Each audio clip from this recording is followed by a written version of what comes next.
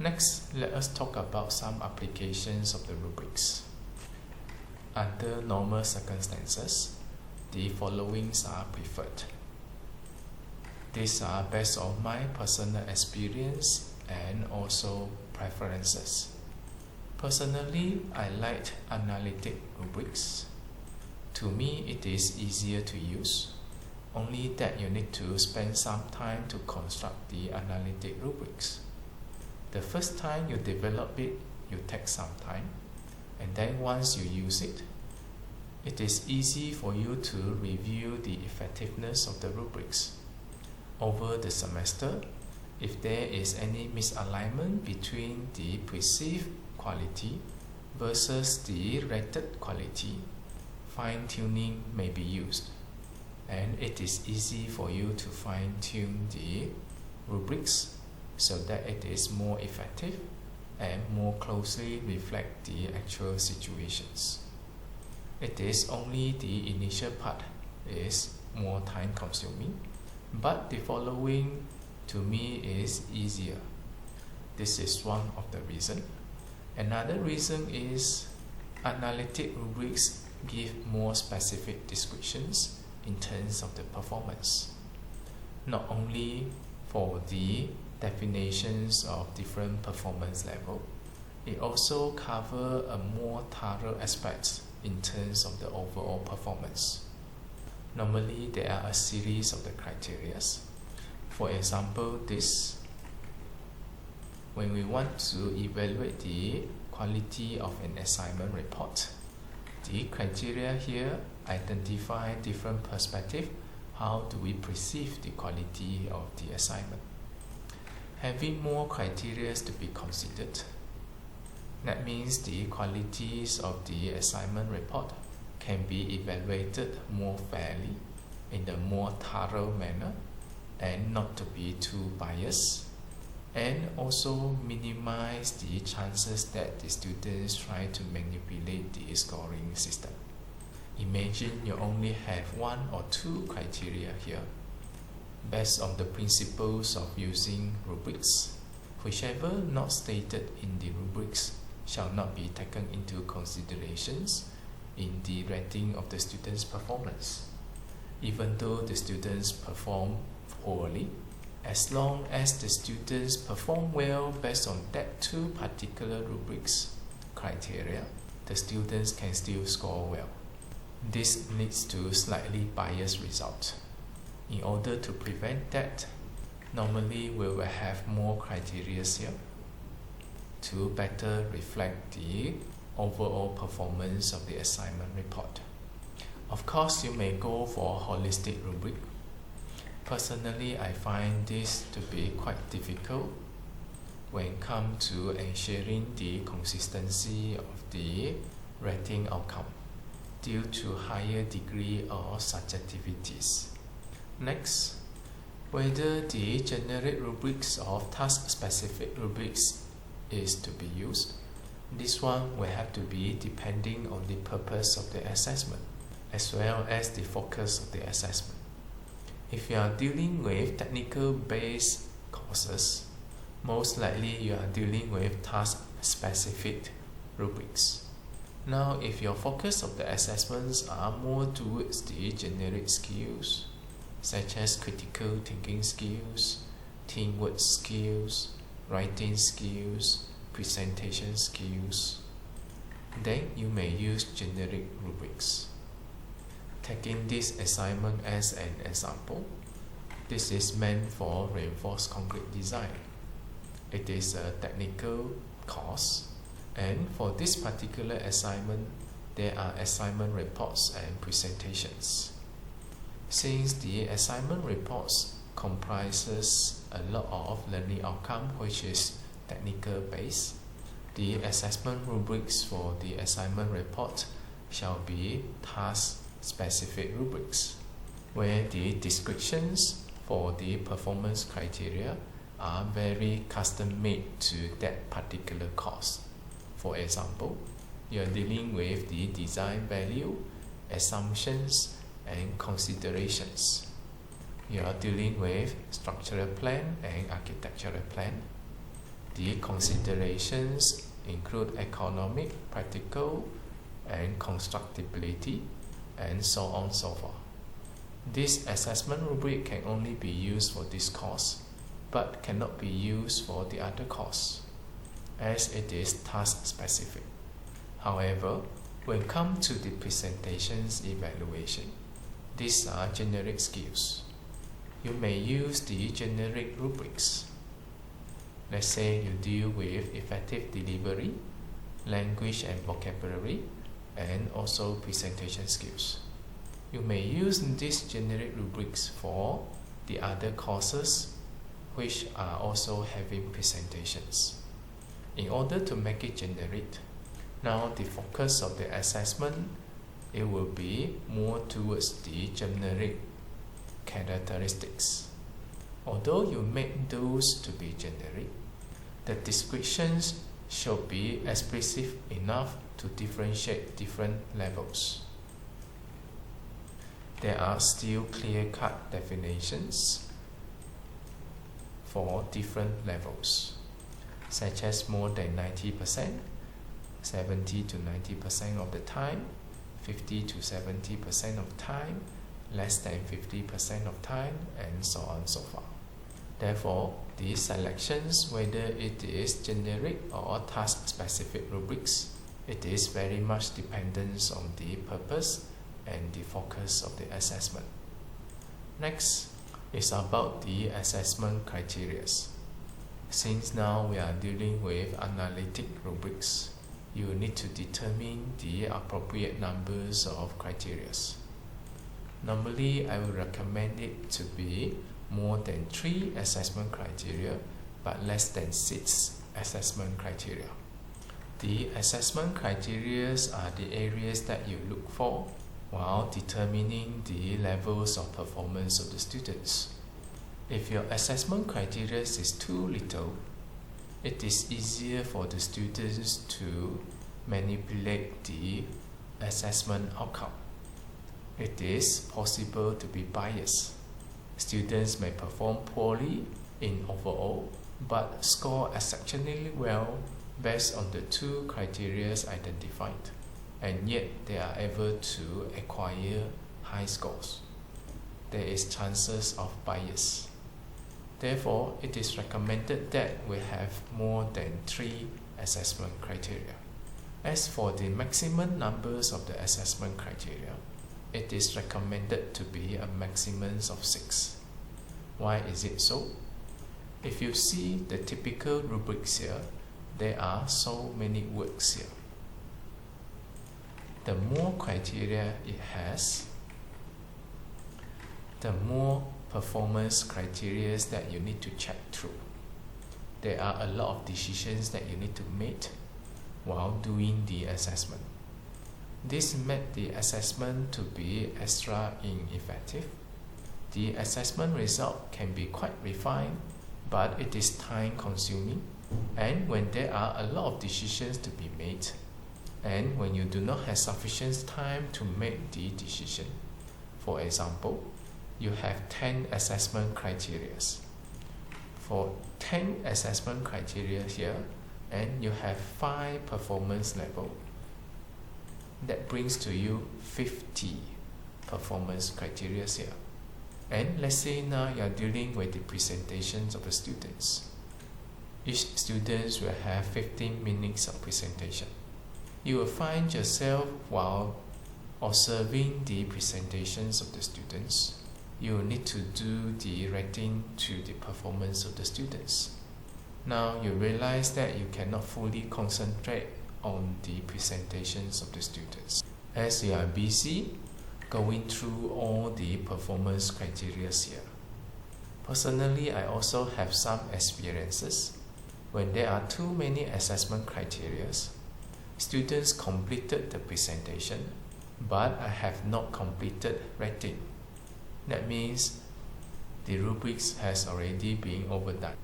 With that said, it is recommended that a typical rubrics, by considering the practicalities, the assessment criteria should be somewhere between 3 to 6 criteria.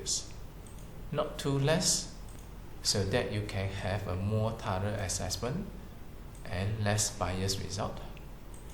Not too many, in order to avoid over-assessment and to strike a balance between spending time to deal with the rubrics versus looking into the students' works and performance, so that we can give valuable feedbacks to encourage improvements of the students.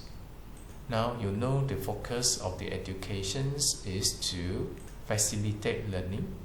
Assessment is only a part of it.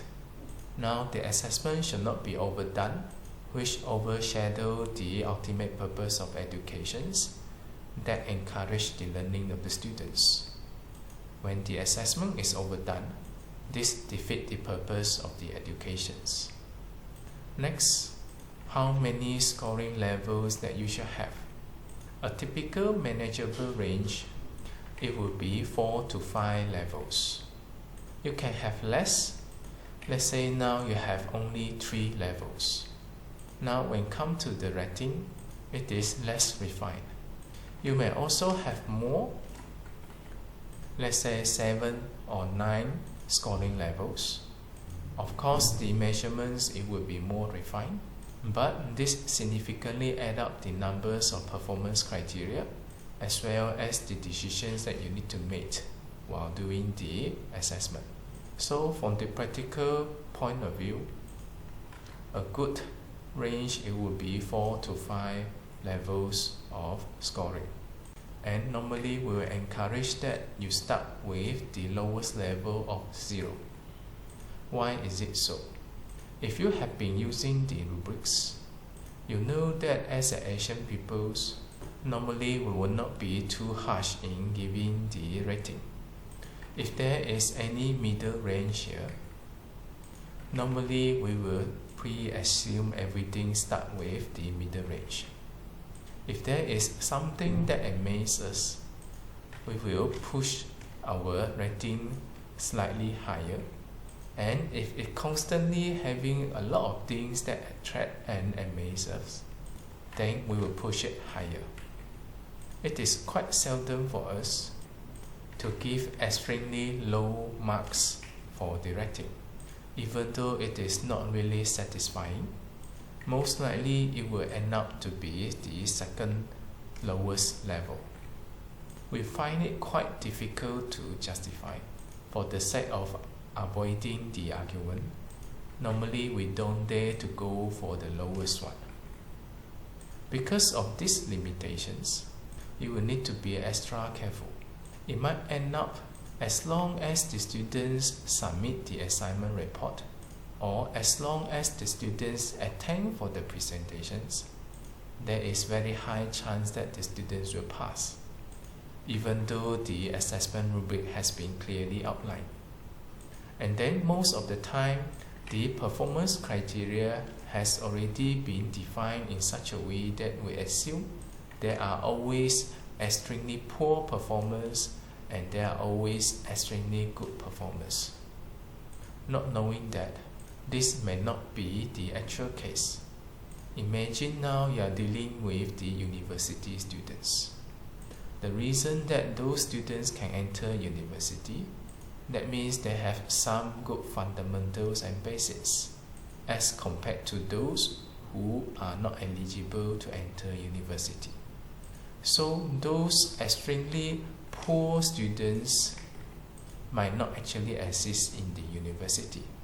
So when you design the rubrics in this manner, it will end up to be some criteria or some scoring levels are redundant, which we do not know or we unintentionally ignore it. Now going back to the fundamentals of education. Educations encourage learning. Whichever basis that the students have, we encourage learning. We equip them with new skills and knowledge so that they can perform better. Now, if all the assessment and rating on the basis of what existing that they have already, this defeats the purpose of educations. So the assessment rubric should also be designed in the manner that stimulating and facilitating the learning of the students, instead of relying on what they have already as their basis. So at the end of the day, if you pre-assume the students' normal performance is in this manner, let's say from 0, 1, 2, 3 and 4, based on whichever descriptions given here, you will have to review after the assessment. Over the semester, you will have to fine-tune your rubrics. You will realize that some criteria which you pre-assume, the basis is already at level 3. That means whoever comes for the presentation, even the poorest in the class, will be able to score level 3 here. That means you will have to base on the overall performance of the students that you have observed over the semester. Based on the normal distributions, you will have to fine-tune your performance criteria. Since the lowest performance of the students, it will be at level 3. Probably you will have to move this to here or here. And then find the proper descriptions representing the middle range of the student samples group. So ultimately, this and this shall no longer be used, and this shall be 0, 1, 2, and you need to create another additional 2, 3, and 4. And probably if you find this has already written your ultimate performance, by your definitions is already excellent enough, then you will have 0 here, 1, and then create 2 more somewhere in between this and the ultimate performance. This will make your assessment rubric to be more refined and having the better ability to identify the poor and good performers within the student samples group. I would say that many lecturers do not know this. Many lecturers create the rubrics on the basis of what is pre-assumed, but they never actually cross-check with what is actually happening in the reality, not knowing that there are certain redundancy within the rubrics, which at the end of the day, those scoring level may never be put into usage, and as a result, the assessment outcome does not fully reflect the actual situations. Now coming back to this, why do we need to have 0 as a start? Let me give you an example. Let's say now you are doing an assignment. The students are asked to do presentation. The medium used in the classroom, it will be English. Now when you determine your rubrics, you have to be careful. What if the students come to the front of the class saying hello and bye and done the presentations? If your rubrics here, the lowest level, it will be 1. That means the students are not doing any good for the presentations. Marks shall still be awarded to the students as the lowest level here, 1, 1, 1. Now you will have to ask yourself, does the students qualify for that 1, 1, 1 marks? Let's say now you have 6 assessment criteria. Even though the students stand in front of the class saying hi and bye, do nothing for the presentations, bare minimum students will score 6 marks. This is not fair. The meaning of fairness here is every single marks awarded to the students will have to base on the eligibility of the students. That's why if you don't start with 0, it is nearly impossible for you to award 0 marks for certain particular assessment.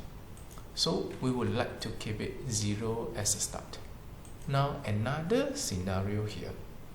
Let's say now you have produced your rubrics. Again, the students are doing presentations. Instead of saying hi and bye, now the students do the presentations without using the proper mediums. Let's say now your medium of transfer is English. Suddenly the students do the presentations in other language, or in a manner that a large portions of the presentations have been mixed with the other language. Your rubrics should have the ability to identify this. Let's say for this case, at least you have two criteria to grab this. First, the students are not using the proper language. That means it is not properly spoken. Second, since it is not presented in the proper medium, for those who do not understand the language that the students is using, effective delivery cannot be ensured, and lower marks shall be awarded. Now you have to check yourself if your rubrics is able to grab those extreme cases. This gives you another perspective of considerations, that when you construct the rubrics, it will not be one-time jobs. Since you're going to use the rubrics across the board for all kinds of students, you have to consider for all kinds of possibility. Sometimes you need to beware of the students who have the cleverness to crack the entire scoring system. So far, I have never encountered any, but I find it interesting if once a while we encounter one, knowing that we need to improve our rubrics. Next recommendations to you. You need to explicitly differentiate the levels of performance. You need to use the appropriate terminologies. You have to find some way to make it clear-cut between different levels. And normally when you start constructing this, you should construct in this manner. Identify the relevant components. Put all the descriptions or keywords in the table to show the differences of different levels before you convert everything into the sentences. And then later, when you want to use those performance criteria, by reading through this, what is actually in your mind, it is still this. Just that for the sake of presentations and easy understanding, these tables have been converted into short sentences. Bear in mind that when you are doing the assessment, it should be quite explicit and objectives. Next is about how do you use the rubrics. This is arguable. Some say that you can only rate in accordance to the numbers of levels of scoring. Personally, I will make the minimum interval as the half of the scales of the interval. Let's say now my scoring levels is 0, 1, 2, 3, and 4. Now when defining the scoring, I can go for the smallest interval of 0.5, half of it. Let's say 2.5, 3.5. Normally I will not go for 1 quarter, like 2 quarter, 3 quarter. This is too much and too refined. Let's say now your scoring scale is 0, 2, 4, 6, and 8. Now your smallest interval, it will be half of those. That means your smallest interval now should be 1. Now, why do we allow for the half of the interval scales? Let me give you a scenario. Let's say now you are assessing these criteria. The student shows some characteristic of trying hard to contribute to the group. For example, as for the other components, it will be sometime and satisfactory members.